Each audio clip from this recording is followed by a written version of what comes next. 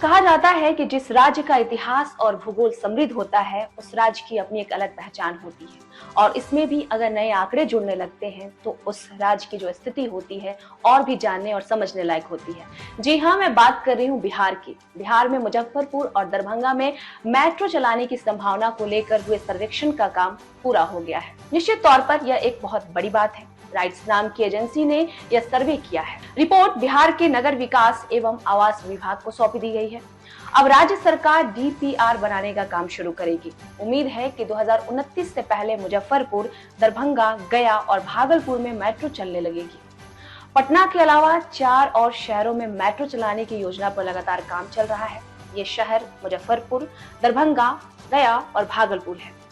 इन शहरों में मेट्रो की संभावना तलाशने के लिए सर्वे का काम पूरा हो चुका है। राइट्स एजेंसी ने सर्वे की रिपोर्ट नगर विकास एवं आवास विभाग कोपटाना में सौंप दी है। अगस्त 2025 में मेट्रो के पहले चरण की शुरुआत होने की संभावना व्यक्त की गई है।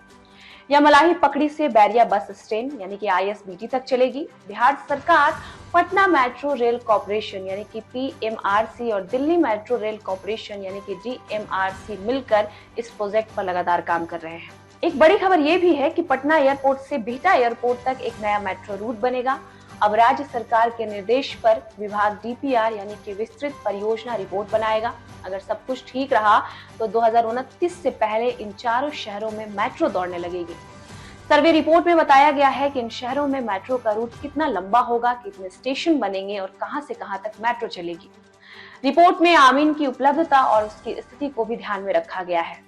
किस इलाके में मेट्रो जमीन के ऊपर यानी कि एलिवेटेड चलेगी और किस इलाके में जमीन के नीचे यानी कि अंडरग्राउंड चलेगी, इसका भी जिक्र किया गया है।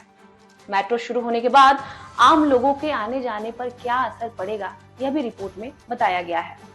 एक खबर के अनुसार विभाग के सूत्रों के मुताबिक मुजफ्फरपुर, गया और भागलपुर की सर्वे रिपोर्ट तो एजेंसी ने काफी पहले ही दे दी थी, लेकिन दरभंगा की रिपोर्ट को अंतिम रूप देने में थोड़ा समय ज्यादा लग गया।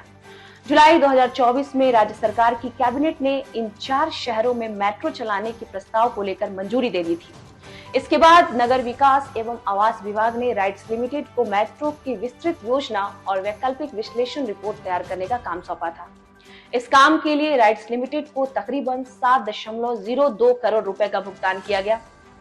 सर्वे रिपोर्ट नवंबर 2024 तक जमा होनी तय हुई थी, लेकिन एजेंसी के अनुरोध पर उन्हें 3 महीने का अतिरिक्त समय और दिया गया। कहा जा रहा है कि पटना में मेट्रो का आना परिवहन में क्रांति लाएगा। अगस्त 2025 में पहला चरण शुरू होने की संभावना व्यक्त की गई है। यह मलाही पकड़ी बेरिया बस स्टैंड तक चलेगी। बिहार सरकार, Patna metro rail corporation PMRC और Delhi metro rail corporation DMRC, जैसा कि मैंने पहले भी बताया, इस प्रोजेक्ट को लेकर बहुत सारा काम कर रहे हैं। नए रूट के लिए जल्द ही विस्तृत परियोजना रिपोर्ट यानी कि डीपीआर तैयार की जाएगी। इसके बाद काम शुरू हो जाएगा। Rail India technical and economical service यानी कि IRTES को इस प्रोजेक्ट की जांच की जिम्मेदारी दी गई है। IRITS एक सरकारी कंपनी है जो रेलवे से जुड़े प्रोजेक्ट्स पर काम करती है।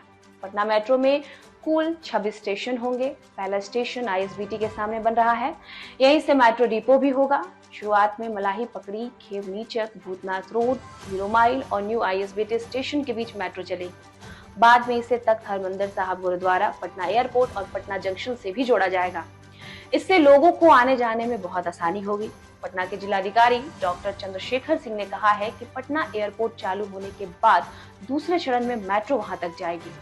बिहटा एयरपोर्ट के लिए 191 एकड़ जमीन अधिग्रहण की प्रक्रिया चल रही है। जमीन मिलने के बाद वहां से बड़े पैमाने पर विमान उड़ान भरेंगे।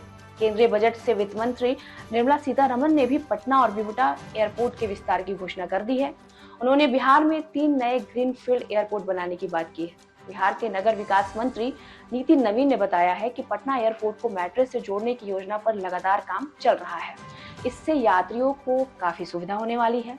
अब ऐसे में सवाल ये भी उठता है कि क्या मेट्रो के आने से पटना की तकदीर बदल जाएगी? यह कहना अतिशयोक्ति तो नहीं होगा कि जिस तरीके से मेट्रो के विस्तार का काम चल रहा है, ऐसे में यह शहर को आधुनिक बनाने में मदद करेगा, पर्यटन को भी बढ़ावा मिलेगा और साथ ही साथ लोगों का जो जीवन स्तर होगा वो बेहतर होगा। वैसे भी पटना के लोगों को लंबे समय से मेट्रो का इंतजार था। अब उनका यह सपना जल्द ही साकार होने वाला है। मेट्रो के आने से शहर की रौनक बढ़ेगी। यह भी देखना होगा कि लोगों को आधुनिक सुविधाएं भी किस तरीके से मिलेंगी। पटना मेट्रो शहर के विकास में मील का पत्थर साबित होगी। पटना मेट्रो शहर के विकास में एक नया अध्याय लिखेगी और इसको कहने में कोई दो राय नहीं है कि यह प्रोजेक्ट बिहार के लिए बहुत गर्व की बात है।